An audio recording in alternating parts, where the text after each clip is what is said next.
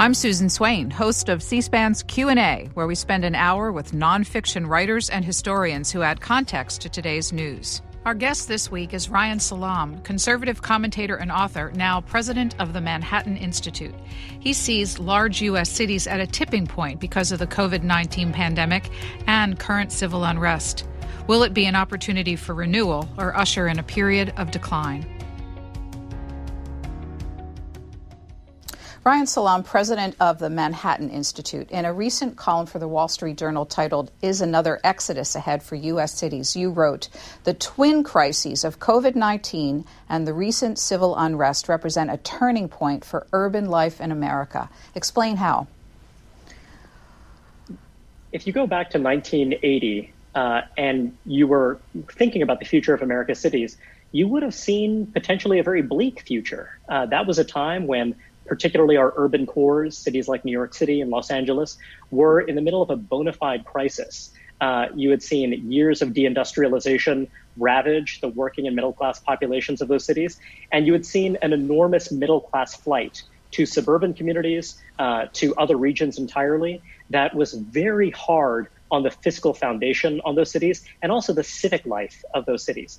But then, in fact, what you saw was a tremendous renaissance over the subsequent decades. Now, that renaissance was not even. You didn't see it in every single American city, but you did see it in a handful of cities that had a renaissance in governance. The Manhattan Institute, where I'm president, was very deeply involved in that urban renaissance. But one thing that we've been arguing for some years is that, hey, wait a second, everyone. We're in a period of relative health. You see a comeback of many major American cities, but let's not take this for granted. Let's look at some of those frailties. Let's look at some of those vulnerabilities. Let's look at the fact that we don't always have the wisest long-term fiscal and economic policies. People seem to be preparing for only good times, not for potential reversals.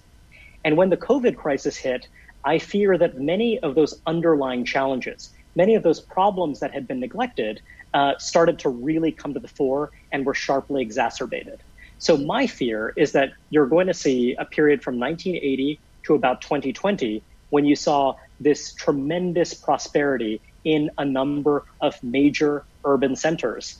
And that 2020 beyond, if we don't approach this in a thoughtful, careful way, could represent a reversal in which that economic activity, that talent, that flooded into our cities starts to flood out of our cities. Now, that's a very dire view. I don't think it's inevitable by any means, but that's what I believe thoughtful civic leaders should be working to prevent. How can we extend the Renaissance? How can we deepen it and ensure that it reaches more Americans and more city dwellers?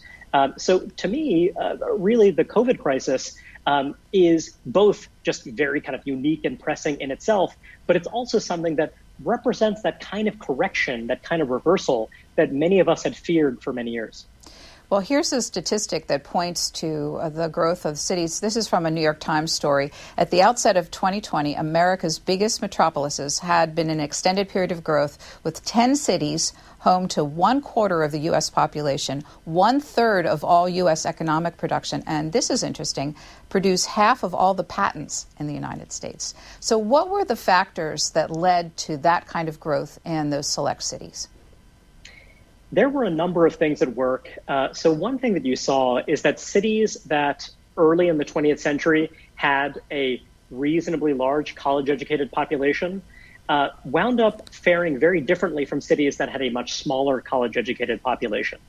Essentially, there was a kind of path dependence at work in which having certain civic assets, particularly a major research university, wound up paying very large dividends in the future.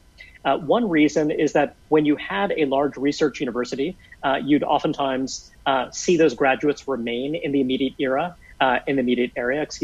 You would see them build businesses in that area, and that would be a kind of self-reinforcing process in which skilled professionals in other regions that didn't have the same critical mass of other skilled professionals began to flock to those cities that became dense concentrations of that kind of talent.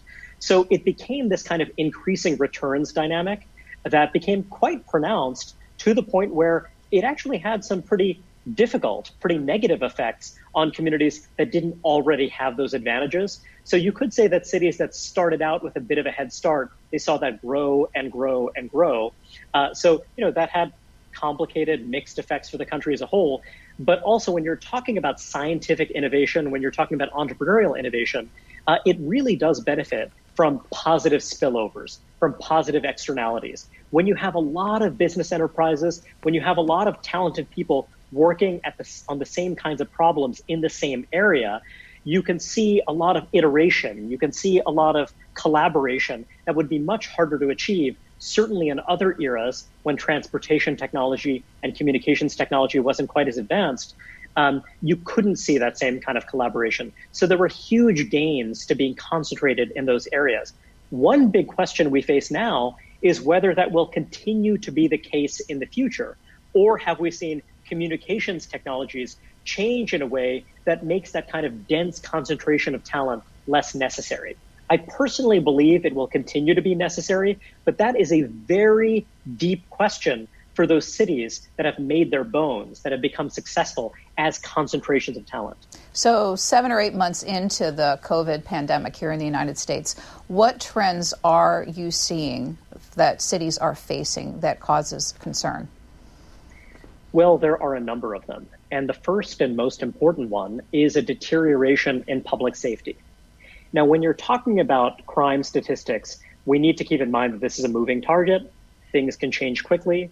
But if you're looking at cities that release real-time data on crime, over the last few months, there's been an unambiguous increase. And in particular, you've seen an increase in homicides. We've seen that here in New York City, but you've also seen it in a number of other cities as well.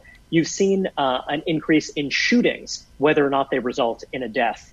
And that is a huge problem, because when you think about that urban renaissance we talked about earlier on, one precondition for that economic growth, for that revival, for the fact that those who could afford to live elsewhere decided to make their lives in major American cities, the precondition for all of that was the dramatic improvement in public safety that you saw in the 1990s and 2000s. And that dramatic improvement in public safety wasn't just about making cities more attractive and appealing for middle class and affluent residents. It had a transformative effect on poor and working class people for whom they didn't necessarily have another option. They were constrained. They couldn't just move to the suburbs. They didn't always have the resources they needed to pick up stakes and move to another state entirely. These are people for whom this dramatic improvement in public safety had a huge effect on every aspect of their lives. And it makes intuitive sense. If you're someone who has limited assets, property crime can ruin you. Property crime can be something that prevents you from climbing the economic ladder.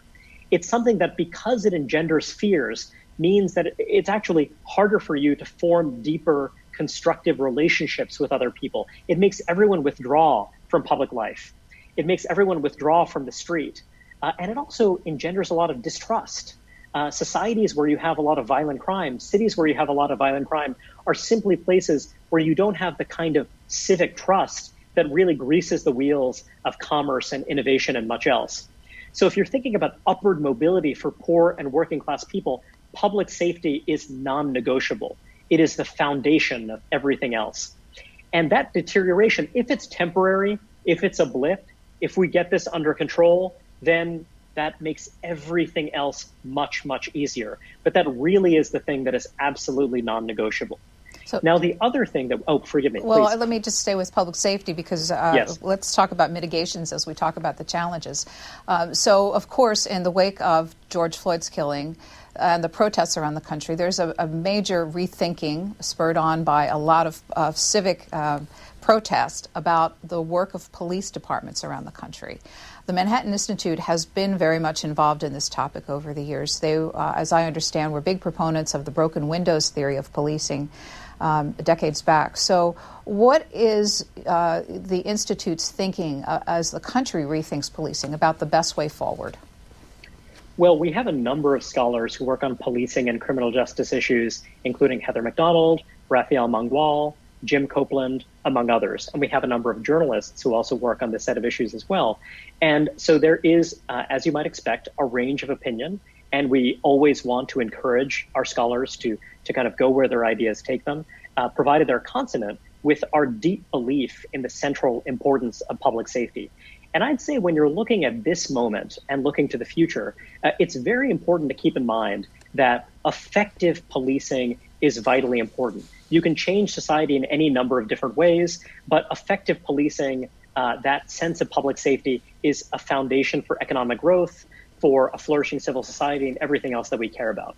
So then the question is, what are the policies that will deliver more effective policing over time? And there are many thoughtful people who offer different perspectives on that set of issues. But one thing that I'm personally very concerned about right now is that there is a sense in which we are demanding more from police officers. We are demanding that they be more sensitive, that they be more community oriented, that they approach their work in ways that will enhance the legitimacy of policing. And I think that that is a valid demand. It's a valid expectation.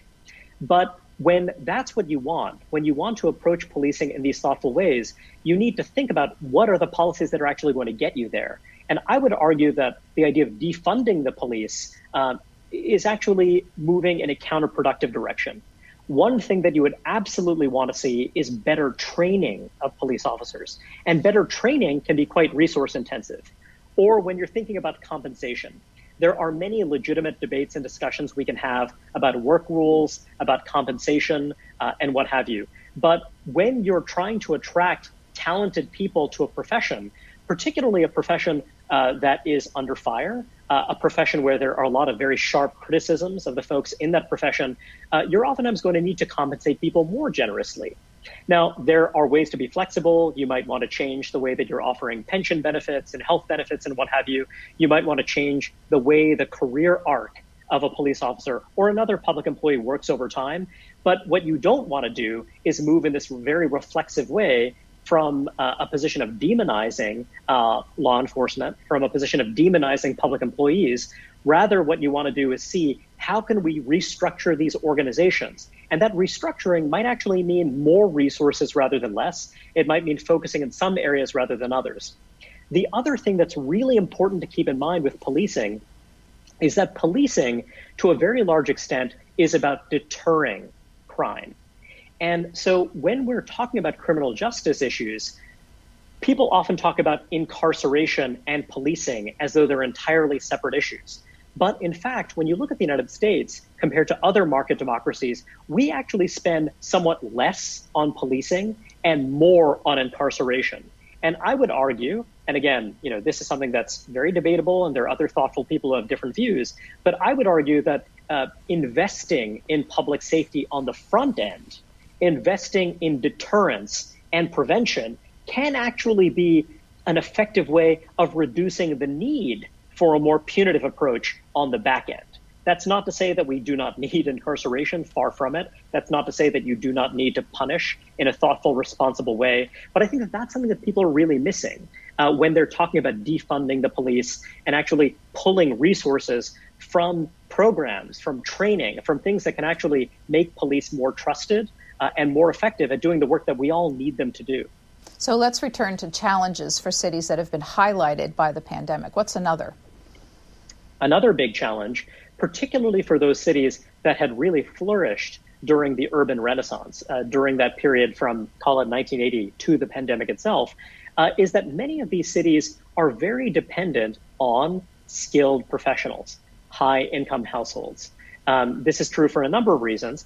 When you're looking at the economy as a whole, what you've seen is a transformation of these economies from an economy that was rooted more on the tradable sector, more on manufacturing and what have you, to an economy that's very service-oriented.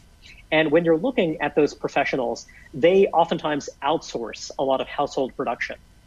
This could be true if you're a parent with childcare. It could be true for restaurant meals, delivery, any number of services that make those cities very attractive to skilled professionals. It allows you to work longer hours and what have you. So that's been something that's generated a lot of employment for working class people, particularly for working class immigrants. Now, when you have a pandemic, when you have a shift to remote work, when you see a variety of economic structural changes that make those cities less attractive to affluent skilled professionals, then you have the knock-on consequences for those working and middle-class people who are in those service industries that are dependent on the dollars of those higher income households. Another closely related dimension is the fiscal dimension. And that's the fact that a number of cities have moved in a direction where they're dependent on a volatile tax base. They're dependent on the taxes paid by a relatively small number of very wealthy households. And that means that they're very dependent on the business cycle. That means that when there's any kind of economic downturn, even if you leave the pandemic aside, you can see a sharp correction when you have some decline in income for those professionals, and their incomes tend to be a bit more cyclical. And certainly, if you have an exodus of those individuals, of those families, then that can mean that you need a very different approach to public finances, and also potentially a very different attitude towards public spending than you did when you took that population for granted. Well, staying with the knowledge-based workers, University of Chicago is suggesting that as much as 40% of current U.S. jobs can be done remotely.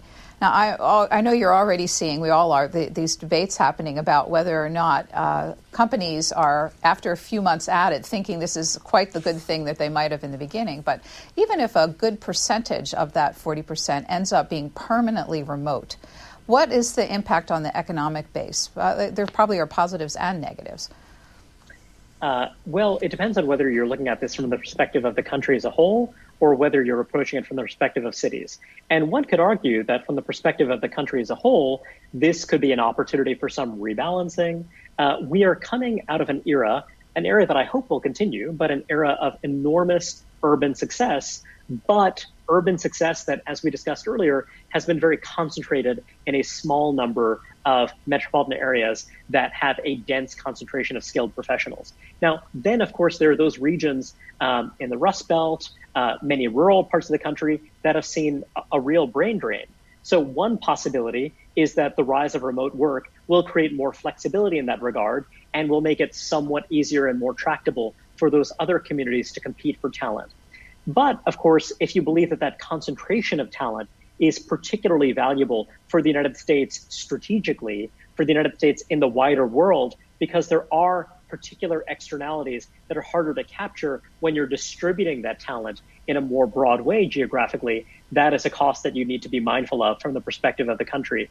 So I think that that's one way to look at it. And I know that there are many communities, suburban, rural, also some cities that have had a more difficult time in recent decades that are seeking to capitalize on this opportunity.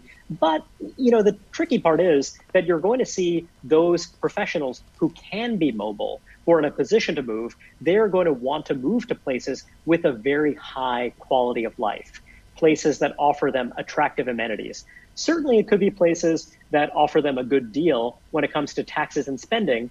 But I really believe that that high quality of life is going to be particularly important. That's work that we at the Manhattan Institute have been very focused on for many years. And that's one reason why, you could have somewhat high taxes, but if you're offering very high quality services, that can balance things out. Unfortunately, there are many cities where you're both paying high taxes and you're not getting terribly good services, but that's, of course, a larger conversation.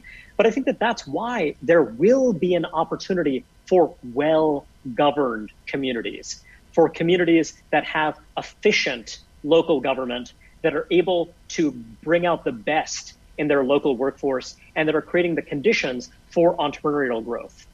And that could be cities. In fact, I would argue that many of these great cities will have a great advantage in that regard. So going from the country as a whole to cities, what you could see is a deepening of some trends we've seen for some time. The idea of a concentration of jobs in a central business district is something that we as a country have been moving away from for many decades. Now, a place like New York City, you have a huge concentration of jobs in the central business district, but you also have jobs in the outer boroughs, in the wider suburban region. So one way to think about this change is that you'll just see that trend become more pronounced. And then you have an opportunity to repurpose some of that central business district. You have a number of cities, Chicago is a great example of this, where the downtown population is dramatically higher today than it was 30 or 40 years ago. So some of these buildings that are right now office buildings, one could imagine in 15, 20 years becoming thriving residential communities. You've seen that on a smaller scale in New York City, for example, in Lower Manhattan. That's been a trend. That's been a very powerful and positive one. But you could see the transformation of other central business districts into real live-work communities where people really appreciate the aesthetic qualities, the opportunity to be around a certain kind of cultural sensibility. So what you could see is a change in cities to become more village-like, in which you still enjoy the benefits of density and the amenities that density affords you, but where people are not necessarily commuting to a large central business district. I think that there are many, many opportunities here, and there's no room for defeatism. But if you're going to do that, you need a regulatory climate that allows entrepreneurs and just families and individuals to actually adapt. And right now, in many major American cities, you have regulations that really lock in a certain use of buildings, of structures. You make it very hard to create new business models, including for buildings. And I think that that is a huge problem. And that's something that we urgently need to change. I want to come back to workers, but staying with the cities and their governance, it would be logical that most of the city governments are so consumed with handling the pandemic-related issues that there's really not much bandwidth to be thinking about how do we envision our city going forward. So how do cities have this twin approach to handling the crisis in front of them, but also saying, what will this city look like when it's over? Well, one important thing to keep in mind is that when you look at the civic revival in many of our great cities, it was not driven by City Hall. What city governments did is, the best of them, what the most effective of them did, is make sure that they were protecting public safety. That was a very core priority, and seeing to it that when you're looking at the kind of tax and regulatory climate, that it was not unduly destructive of wealth creation, that it wasn't unduly counterproductive. And that was, by the way, a huge struggle, but they tried to kind of contain that. The rest of it was done by civil society and by entrepreneurs, by private business enterprise. A lot of it in a place like New York City was done by immigrants, many of them working class immigrants who came in and really revitalized neighborhoods. Now, again, those background changes in public safety and what have you created those conditions, but the actual nitty-gritty work of building businesses, creating employment, and also, by the way, reinforcing those gains in public safety by providing eyes on the street, by bringing density back to neighborhoods that had been largely abandoned. Those were decentralized decisions made by many, many different individuals. And that's a big emphasis for us at MI. The idea that, what you want government to do is not engage in central planning. You don't want the government to direct where economic activity is going to go, but rather you want to enable individuals and business enterprises and civic organizations to actually do that work. And that's where something like land use regulation really is a great pronounced example. Because land use regulation is an area where all too many cities have moved in the direction of rigid central planning. They've said, we want this kind of use here, this kind of use there. For people who say, hey, I want to provide affordable apartments in my home. I want to find some way that people who can't necessarily afford a home of their own, or they can't necessarily afford an apartment with all the bells and whistles, can have some place they can be for a few years while they get on their feet, while they gain skills, while they climb the economic ladder. But the regulations we have in place right now make it extremely hard to do that. And when societies change, when families change, when you go from a world of single breadwinner families, every family having, 2.5 children, to a world where people delay marriage, people have children later in life, they might have smaller families. There are many people who are getting an education for much longer than they did before. So they can't necessarily afford the same kind of homes. You need the urban environment to be able to adapt to those ways that day-to-day life is changing. And when you have regulations that lock people in place, you make it very, very hard to change with a changing culture and a changing society.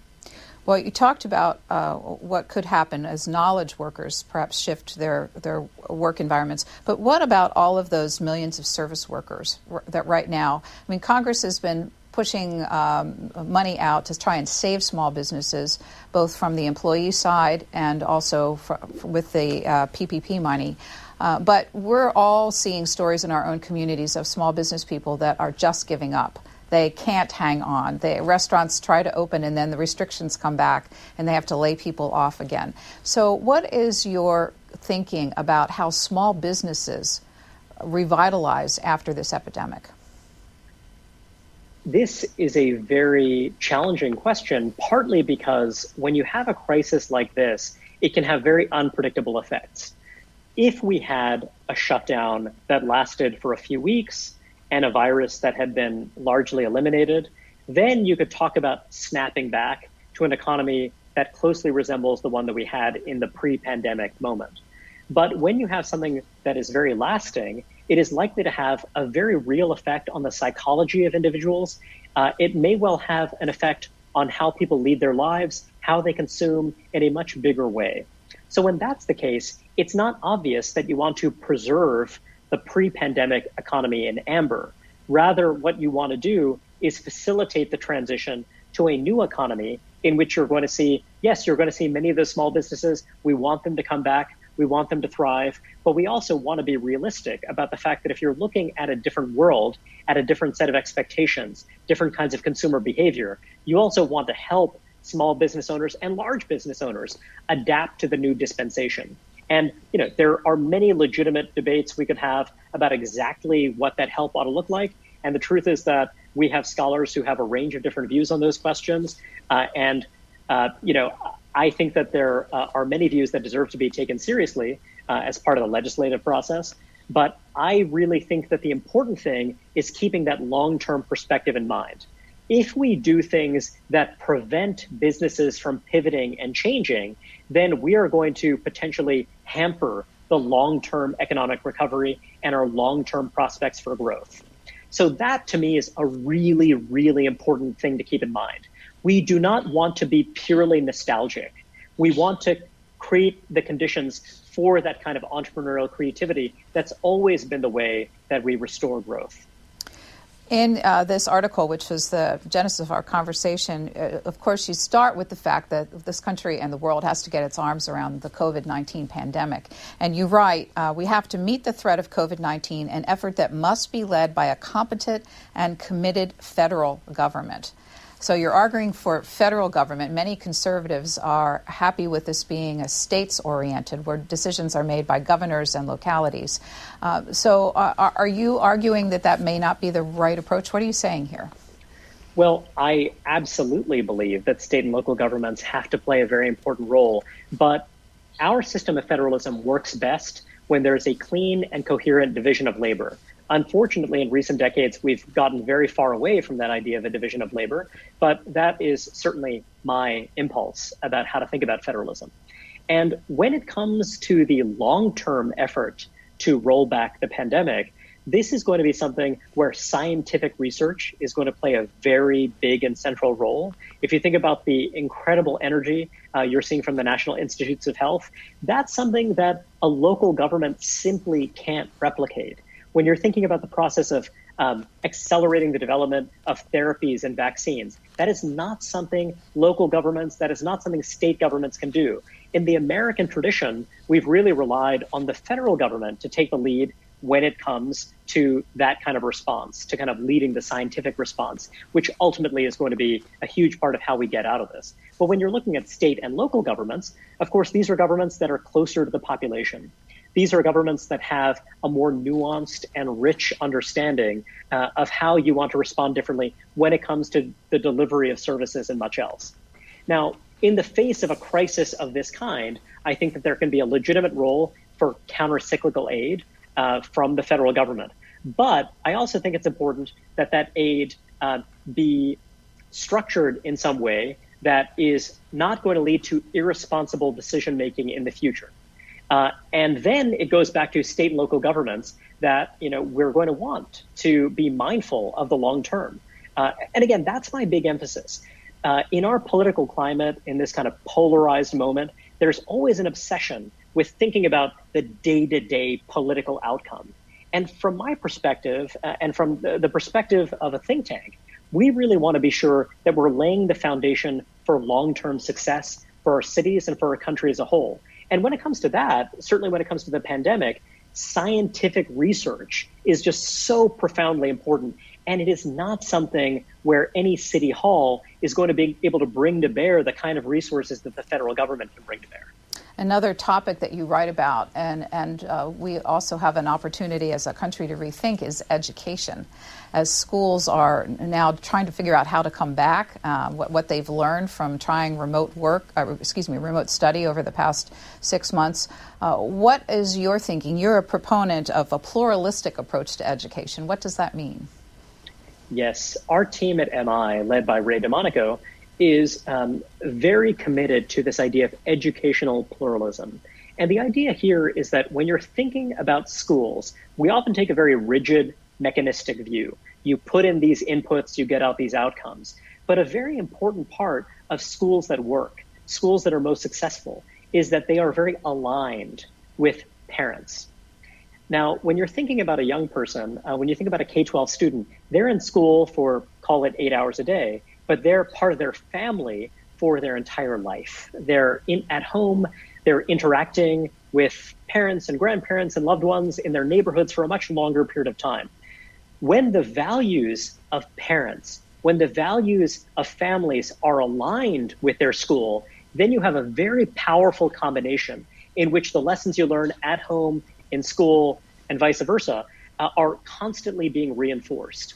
When you have those value systems at odds, then you have a real struggle in which it can be much harder to really get a high quality education.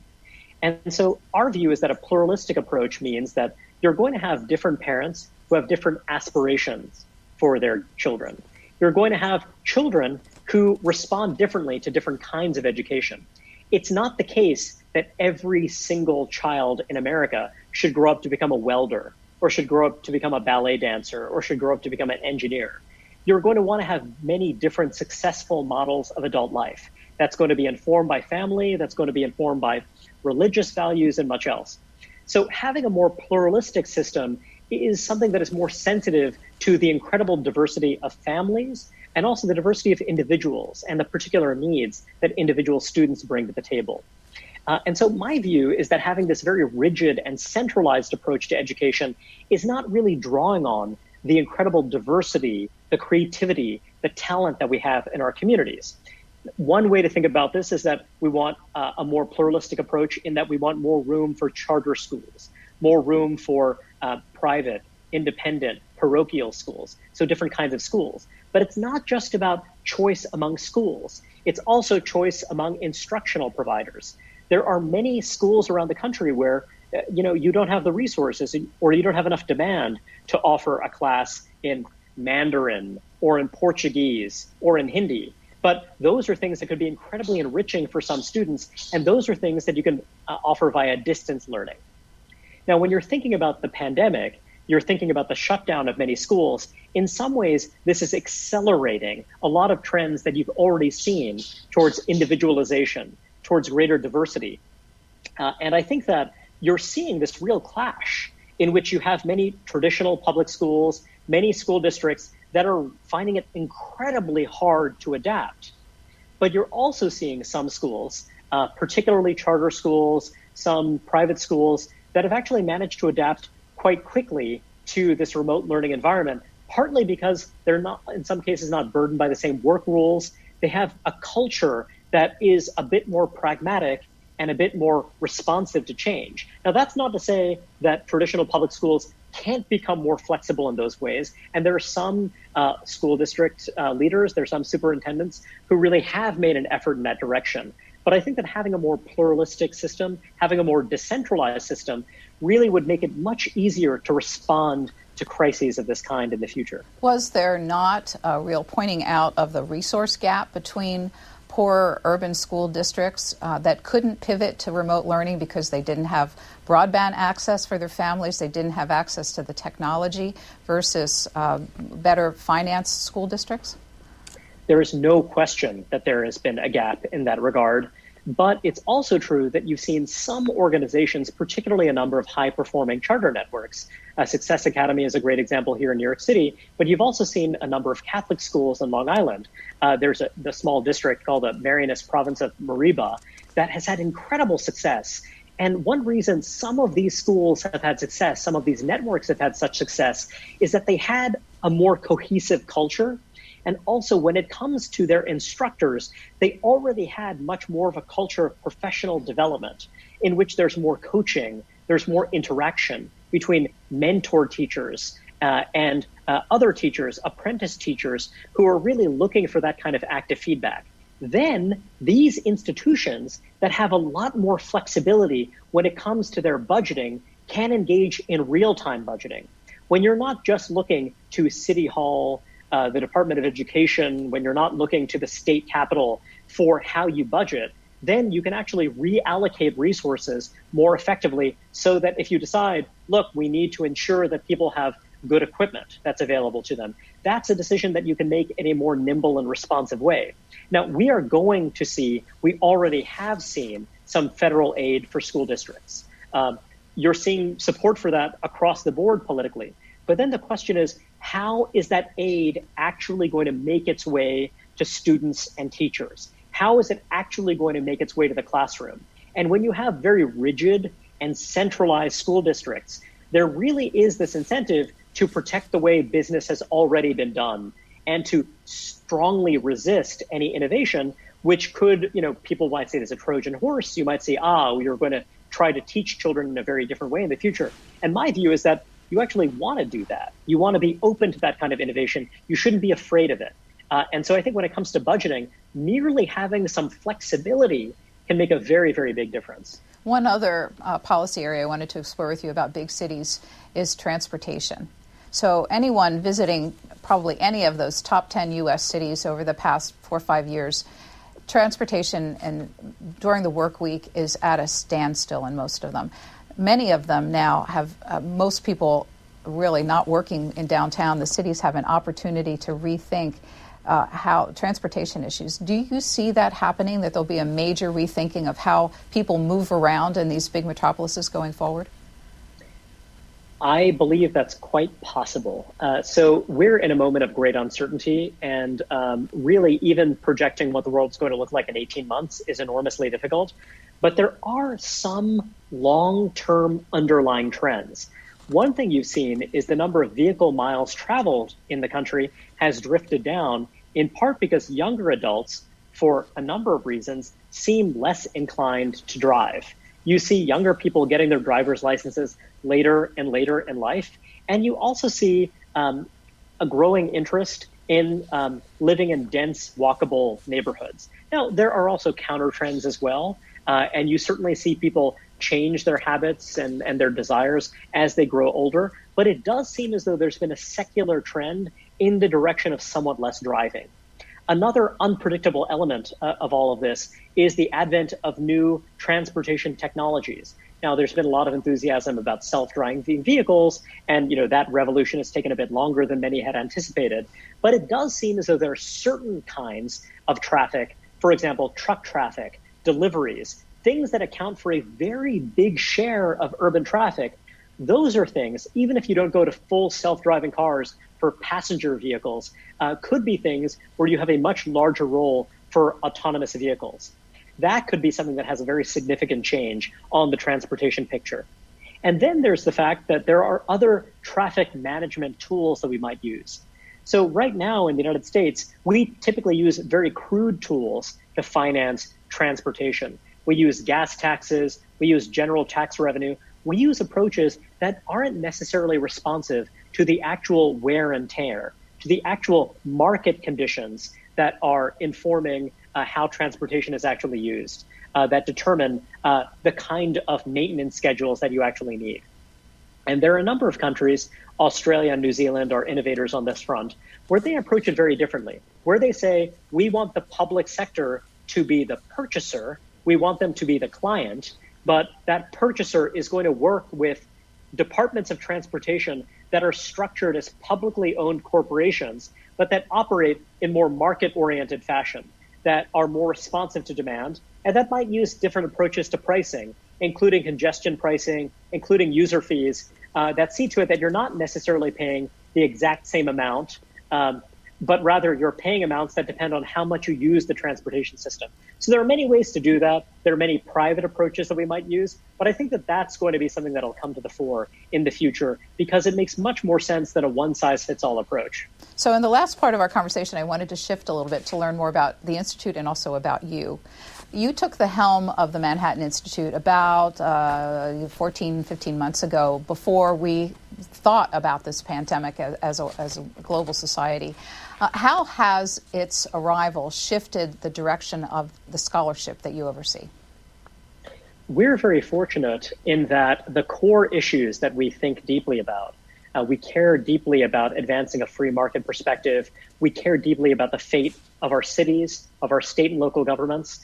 We care a great deal about medical innovation and many other issues besides. We care about educational pluralism. We care about a wide range of different issues, and we've worked on a wide range of different issues that have really been heightened by the pandemic. The importance of them has only grown in the face of the pandemic. When you're looking at the fate of our cities in particular, this is something that has really fallen out of our national policy conversation, partly because the issue has become so polarized. But this is a moment where cities are at a real crossroads. And I believe that we have for years been arguing that we're taking public safety for granted. We're taking the fiscal health of our major cities for granted. And now, unfortunately, we have seen a set of changes that have only highlighted the incredible importance of those issues and the fact that we need policies that are resilient, policies that are responsive, policies that are really about advancing the long-term health of these communities rather than the kind of short-term political cycle. So I really think that this has just reinforced our conviction that that set of issues is just deeply important for our country's future. Prior to taking the position, you had a successful career as an author, as a pundit, as an intellectual. Why did you take the job? Why did you want to lead an organization like this? The Manhattan Institute has been a really important part of my life for a long time. I grew up in Brooklyn, New York, and I grew up in an era when crime was rampant, and it had a very deep effect on our lives. It made us more fearful. It made us less inclined to enter civic life. It was something that we took for granted, much like the weather. Just being the victim of a robbery, being the victim of a mugging. It was something that we almost expected to happen, yet it was also incredibly demoralizing, but we just accepted it as part of the world. It was part of the cost of doing business, of living in a community like ours. And then I also lived through this incredible transformation we saw in the 1990s and 2000s, where you saw communities utterly transformed. And then, when I came of a certain age, I just started getting curious. How did this happen? Where do these ideas come from? And from early on, it became clear to me that the Manhattan Institute was a font of a lot of these reformist, pragmatic ideas, not just about public safety, but about economic growth, about regulation, about much else. And then I became a very avid follower of this work. So when the opportunity arose to become someone who could help be the steward of this work, who could help advance the scholars who come under its rubric, who could help advance its mission, I just really felt that it was my civic responsibility to be the steward of an institution that had been such an important part of the life of so many American cities, that had had a real influence on my life and my family as well. I really felt that it was an opportunity I couldn't pass up. It would have been something I'd regret. How long has the Institute been around? And also, how active and involved is your board, in the direction of the scholarship? The Institute was established in 1977, and we have a number of different funders. Our trustees are certainly very committed to our mission, but we also have support from other foundations. We have support from a very diversified base of funders. And so though our trustees are cheering on our mission, they're advancing our mission, they give us a great deal of autonomy in advancing it. When you were hired, the Wall Street Journal wrote a profile piece about you, and its title was "Conservative Iconoclast Takes the Helm of the Manhattan Institute." Does that describe you? Are you an iconoclast as a thinker? You would have to ask the person who wrote that headline, I'm afraid. I certainly am a conservative. And for me, my conservatism is fundamentally about the decentralization of power. It's fundamentally rooted in this idea that we want to learn from our past. We want to be grateful for our past and the institutions we've inherited, and that our attitude towards the future and towards improving our society should be rooted in the idea of learning from the best of our past and taking a reformist approach rather than one that seeks to really start from scratch, start from zero. So, in that sense, I'm someone who really believes that when you're part of a society and when you want to move it in new directions, you need to really be sensitive to its history, to its roots, to its subtleties and its distinctiveness. And one of my concerns is that a lot of folks, a lot of intellectuals I've learned from and have been very impressed by, are people who take a more centralized and kind of top-down approach, where the thinking is, let's have a program, let's have a central plan, and let's then release it on society, and then really demand that people, that institutions, that families conform to our design, conform to our plan. Whereas my conservatism is all about this idea that, we want a healthy, vibrant society to be a kind of iterative process, to be a decentralized discovery process in which we recognize that knowledge is in all of us. It's not just in the hands of some central planner. And that brand of conservatism, I don't think it's terribly iconoclastic, frankly. I think there are a lot of people who share those views. Not all of them call themselves conservatives. There are some people who don't really embrace an ideological label, but who share my instinct that what you want is a society that really empowers and enables individuals, families, neighborhoods to devise solutions, and wherein government is something that's really there to provide them with public safety, that's really there to provide them with the preconditions for building successful lives. The last time you gave us an interview was way back in 2009, and at the time we asked you the same question about your foundational principles. Let's listen to what you had to say back then. I'm a conservative who also believes that conservatives should be oriented toward reforming our institutions to make them work better. But I think the heart of my political beliefs is the view that the world isn't made of oppressors and oppressed. Rather, the world is a kind of complicated network in which good guys can be bad guys and bad guys can be good guys at different times.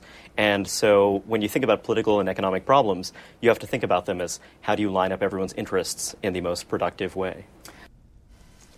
Still sound relevant to your thinking today? I have to say that young man was very wise. It's always mortifying to hear your own voice. But I really think that continues to be very central to my thinking. And I know I'm not alone in that regard. I think that a lot of our politics is really about conflict. We really fixate on the idea that we want one side to win and another side to lose. But we're a country, we're a society, and someone who might be your rival in one moment may very well be your ally in another moment. And I think that that's really important to keep in mind. And I think that, the policy work that we're doing, we're a nonpartisan research organization. We're certainly center-right, we're certainly conservative and classical liberal in our gut instincts, in our orientation, but it is very important to us that we speak to everyone, that there are elected officials who might have a range of different sensibilities, but we want to be sure that we are speaking to everyone, that we are serving as a resource for everyone. In some cases that might reflect the fact that we're very aligned in our sensibilities. In other cases, it could mean that, we're going to offer constructive criticism. We're going to offer a different perspective. But the really important thing is that we all want to have a prosperous, flourishing society in which everyone, particularly those who are most disadvantaged, are able to climb the ladder, are able to realize their full potential. That's not something where we're at each other's throats. That's not something where we're at odds. And I believe the kind of work that we do at the Manhattan Institute can really inform the work of folks across the political spectrum. We don't shy away from the fact that we have certain beliefs and principles. But, I think emphasizing that someone who might not be on your page today or might not be aligned with you on this issue may very well be an ally on another issue is a really important thing to keep in mind. You are a first-generation American. Profile pieces describe your parents as being liberal in their thinking and their approach to policies. At what point did you realize that you were oriented in your thinking in a different direction, that you were, in fact, not a liberal? First, I'll say that I think of myself as a second generation American, partly because I was born in the U.S. and my folks are immigrants who are first generation. But my parents, like a lot of folks, their political views have evolved over time. They've moved back and forth. But I'd say that when I was growing up, they you could describe them as pretty liberal. And I think that my own views and sensibilities have certainly evolved. But I really do think that this idea of the decentralization of power, the idea that we don't want to put all of our eggs in one basket, we don't just want to trust some expert class, we don't want to just trust some distant bureaucracy. I think that idea has been broadly pretty consistent. And it's an idea that, you've seen pop up on the right and the left at different moments, but it's an idea that certainly drew me to conservatism. It's an idea that's very important to me right now. And I'd say that part of it was relating to what we talked about earlier on, talking about just growing up in a major American city and seeing it become safer over time, seeing a different intellectual and ideological approach really contribute to the revitalization of that city. I think that was a big development in my changing worldview. So I'd say that when I was in my late teens, when I was in college, I think that I really did start seeing things a bit differently. But I think that it was part of a longer evolution. And part of that longer evolution was just thinking, you don't always want to accept the received wisdom. There could be some consensus view. There could be a view that's held by many thoughtful, intelligent, serious people, but that doesn't necessarily mean that it's right. People ought to think for themselves. We want an educational system that is not imposing views on you, but rather giving you the tools to think for yourself. And I feel very fortunate in that, in my own education, I did have a lot of teachers. I did have professors. I did have people who really welcomed debate and disagreement. And I feel very fortunate in that regard because I unfortunately don't think that everyone has that experience. So several times during our conversation, you've mentioned the importance of immigrants to our economy and the vibrancy of our economy. You've also written a book about immigration. What are your thoughts about the current big debate going on in this country about appropriate immigration policies? Well, there's much to say about that, and there are many different dimensions of immigration policy. But one thing that I think is worth zeroing in on is the effect that you're seeing in cities. So starting in 2018, Chicago, Los Angeles, and New York actually saw declines in their population. There are many reasons that's true, but one thing that is an important part of the story is immigration, is net international migration. So for a very long time, you've seen a departure of native-born people, particularly working and middle-class native-born people from many of our larger cities, including New York City. But those departures were balanced out and then some by the arrival of immigrants into these cities. When you see a sharp decrease in immigration, as we've seen in the last year or so, that has a very pronounced effect on cities in particular. The urban renaissance that we were discussing earlier on, a big part of it was that you saw immigrants move to neighborhoods that had been left behind by a lot of working and middle-class native-born Americans. And that's part of what brought vitality. That's part of what brought density back to many of those communities. And that also, by the way, is part of why those communities became more appealing to many native-born professionals, that vitality, that energy, the services that were then available. So when I think about immigration policy, I do believe, as I argued in my book, that there is room for a selective immigration policy. There's room for a thoughtful immigration policy that's also thinking about what are the skills and talents, what are the needs that different immigrants are bringing with them to our country. But I also think that in the face of the pandemic, you've really seen a dramatic decrease and you've seen a lot of disruption that I think we wouldn't want to see continue indefinitely. So I think that coming out of the pandemic, when we feel like we have a better handle on inflows and outflows, when we have a better handle on the course of the virus itself, I think that we ought to have a conversation about an immigration policy that will serve our country's interests over the long term. And I think that what we want to keep in mind is certainly the vitality of our cities, our capacity for innovation, and whether or not we're setting ourselves up for long-term economic growth. One important background here is that the birth rate in the United States is declining. It's been declining for some decades, but now you're reaching levels that are well below replacement rate. And that means that we're relying on immigration for more population growth. And again, that can be a mixed bag because having a balance between a healthy birth rate and immigrant inflows can be important culturally and otherwise. But another issue is that the countries that have been the main sources for immigrants to the United States, in Latin America, in Asia, those are countries that are themselves aging very rapidly. So we've often taken for granted that those places will supply us with an unlimited supply of migrants, but that's not going to be the case in the future. And so in a way, we might be entering a world where we're actually competing with other market democracies for immigrants, particularly for skilled immigrants, for immigrants who are well positioned to build businesses and to create patents and much else. And that's something that is, I think, going to change the politics of immigration and the policy of immigration long term. It's been a pretty wide-ranging conversation. As we close here, we talked a lot about the big challenges and some opportunities facing cities right now. But in a piece for the Manhattan Institute supporters, you wrote that the genius of American civil society has been apparent since the start of the pandemic. What are you thinking about when you wrote those words? Well, I'm really thinking about things that I've seen in my own neighborhood, where you have communities coming together to provide for the most vulnerable. You've seen this without formal organizations in a lot of cases, but where people see a need, they see a need for help that isn't just about money, that isn't just about access to public services, but is for care.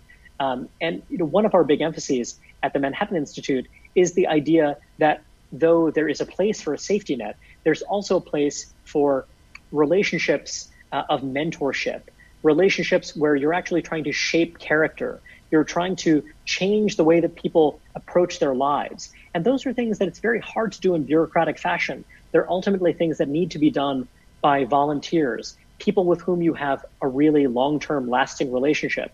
And one of my hopes is that the disruption that we've seen in the pandemic is going to change how people see their neighbors and their communities. I hope that it's going to lead people to be less passive in how they approach civic life and see themselves more as the author of their own lives and the ongoing lives of their communities and their cities. And I think that we've seen some signs to that effect. So, again, it'll take some time before that really bears out. But I am cautiously optimistic that people feel a bit more as though they need to be part of the solution. They need to take on some of that burden themselves, and that in taking on that burden, they're actually leading better and more fulfilling lives. Reihan Salam, that's it for our hour. Thank you so much for spending this time with C-SPAN. Thank you very much.